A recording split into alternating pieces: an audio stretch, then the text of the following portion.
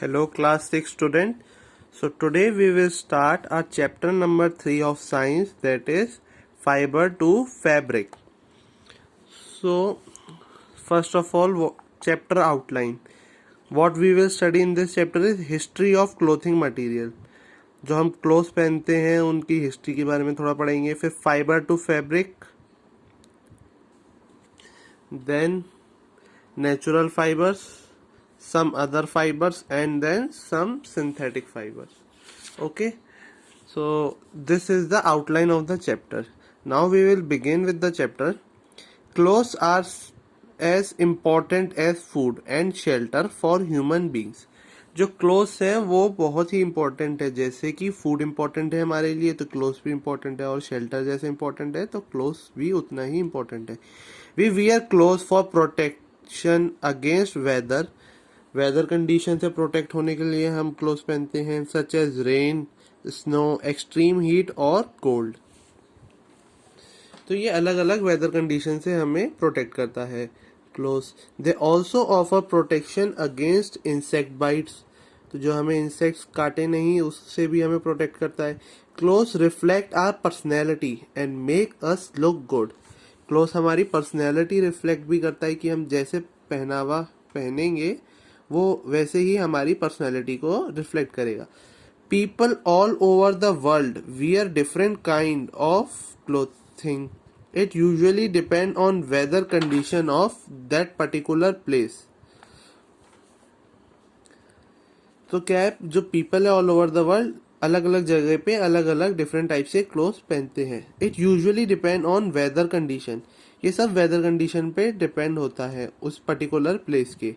In addition, every region has its own traditional clothes. अब इसके अलावा भी हर रीजन में सबका अलग अलग ट्रेडिशन है क्लोथिंग का. There are people in different occupations who wear special uniform at work. तो सबके अलग अलग क्लोथ्स होते हैं, अलग अलग ऑक्यूपेशन है, अलग अलग वर्क पे. आर्मी पर्सनल है तो जब वो अपने ऑक्यूपेशन पे जाते हैं तो वो अपनी आर्मी की ड्रेस पहनते हैं. डॉक्टर अपनी डॉक्टर की ड्रेस पहनते हैं. पुलिसमैन अपनी पुलिस की ड्रेस पहनते हैं. Okay, history of clothing material. अब we will study the history. Early man and women did not wear clothes. जो बहुत पुराने जमाने में जो अर्ली मैन एंड वुमेन थे एंशियंट, वो क्लोथ्स वियर नहीं करते थे दैट वी वियर टुडे, जो हम आज पहनते हैं. During the stone age people covered their body with the bark of trees, big size leaves and animal skin for fur. अब एंशियंट टाइम मतलब बहुत ही पहले, हजारों सालों पहले जो हमारे एंशियंट थे वो क्या करते थे, जो ट्रीज की बड़ी बड़ी लीव्स हैं या बार्क हैं उससे अपनी बॉडी को कवर करते थे और अपनी बॉडी को प्रोटेक्ट करते थे वेदर कंडीशन से. और ठंड में जैसे एनिमल स्किन जो था वो फर का काम करता था. Okay, wool was use as a early 6000 year ago. जो वूल है वो 6000 ईयर अगो भी पहले यूज होती थी. Silk came into existence around 3000 BC. अब ये आपको BC वगैरह हिस्ट्री में पढ़ा दी गई है. BC क्या है, before Christ in China. Plant fibres like cotton came into use after the early man learn about growing crops. जो प्लांट की फाइबर थी तो वो कब आई यूज में, जब कहते लोगों ने प्लांटेशन और क्रॉप्स को ग्रो करना स्टार्ट किया. In India cotton came into use majorly around 3000 BC. तो ये भी 3000 BC के अक्रॉस इंडिया में यूज होना स्टार्ट हुआ. Earlier people use to wear unstitch cloth and just wrap them over their body. पहले जो होते थे, जब क्लोथ्स आए भी थे तो लोग क्या करते थे, अनस्टिच क्लोथ्स ही पहनते थे. सिर्फ क्लोथ्स को सीधा अपनी बॉडी पे रैप कर लेते थे और अपनी बॉडी को प्रोटेक्ट करते थे. Even today people wear dhoti, lungi और sari which are unstitch cloth pieces. और जैसे अभी भी लोग धोती पहनते हैं, लुंगी पहनते हैं, साड़ी पहनते हैं, ये सब अनस्टिच क्लोथ होते हैं, ये सिर्फ बॉडी को कवर करते हैं. Fibre and fabrics. अब what is fibre? Any cloth made from yarn or fiber by weaving, knitting or felting is called fabric. अब जो हम चीज पहनते हैं जैसे शर्ट पहना वो क्या है, फैब्रिक. वो फैब्रिक जो बना होता है, या हम अपनी स्वेटर पहनते हैं वो भी फैब्रिक है, पर वो बना किससे होता है? वो सब फाइबर से बना होता है। ठीक है, अब हम ये थोड़ा सा आप एक गो थ्रू है।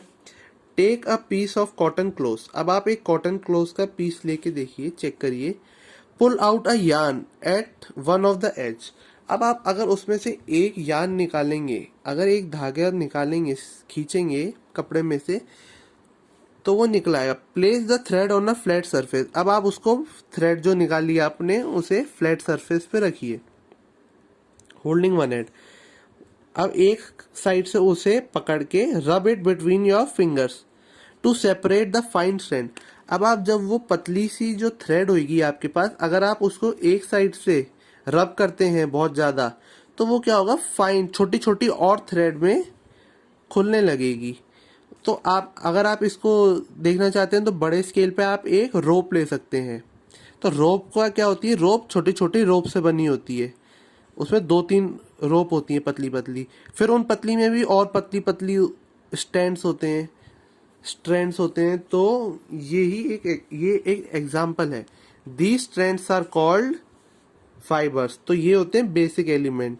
तो इन स्ट्रैंड्स को कहते हैं हम fibres. From this activity we can say, fibre से यार्न या थ्रेड बनता है, तो फाइबर से हमारा क्या बना, रोप। पतली, पहले पतली वाली रोप बनी, और पतली रोप से क्या बनती है, मोटी रोप बन जाती है। तो ऐसी एग्जांपल है फाइबर से यार्न या थ्रेड। अब यार्न थ्रेड बनने के बाद हम उसका क्या करते हैं, फैब्रिक या क्लॉथ बना लेते हैं। Okay, fabrics are made of loose thread called yarn. ठीक है, जो फैब्रिक से लूज थ्रेड का बना होता है, yarns. Yarn consist of very thin strands और फाइबर्स, मैंने आपको बता दिया। अब टाइप्स ऑफ फाइबर्स। फाइबर्स दो तरीके के होते हैं, natural fibres and synthetic fibre. Natural fibre भी दो तरीके के होते हैं। एक, अगर जो नेचुरल फाइबर प्लांट से आए उसे तो प्लांट फाइबर हो जाता है, और जो नेचुरल फाइबर एनिमल से आए तो वो होता है animal fibre. Natural fibre, fibre that are obtain from plants और animals are called natural fibres. जो प्लांट या एनिमल्स से आए उन्हें कहते हैं natural fibres. For example, cotton, jute, wool and silk are natural fibres. तो cotton, jute and wool and silk are natural fibres. Natural fibres are of 2 types. जो natural fibres है वो 2 तरीके के होते हैं, मैंने आपको बता दिया, plant and animals, plant fibre and animal fibre.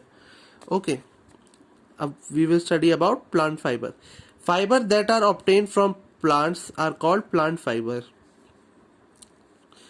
ये बता दिया मैंने आपको। The fiber of cotton, hemp and jute are obtained from plant. अब जो फाइबर हम ये देखिए, ये कॉटन प्लांट है, इससे हम क्या करते हैं, कॉटन बनाते हैं, या फिर हम कॉटन के क्लोथ्स बनाते हैं। ये है हेम्प, हेम्प भी एक तरीके का फाइबर है। ये है जूट, जूट से हम क्या बनाते हैं, जूट बैग होता है, जूट की बोरी सुनी होगी आपने। ठीक है, तो ये भी फाइबर्स हैं। Animal fibre, fibre that are obtained from animals are called animal fibres. Wool and silk are example of animal fibre. अब जो फाइबर हमें एनिमल्स से मिलते हैं उन्हें हम कहते हैं एनिमल फाइबर। अब आपको पता होगा, आप विंटर में वूल की क्या पहनते हैं, स्वेटर, स्वेट शर्ट ये पहनते हैं वूल की। सिल्क की साड़ी पहनी जाती है, लेडीज सिल्क की साड़ी पहनती है। ये देखिए, ये सिल्क से, ये वूल है, हमें क्या किससे मिलती है, शीप, रियरिंग ऑफ शीप से मिलता है। सिल्क हमें कहाँ से मिलता है, सिल्क वॉर्म से। एडवांटेजेस, प्रॉपर्टीज और नेचुरल फाइबर। अब उनके हम एडवांटेजेस पढ़ेंगे नेचुरल फाइबर के।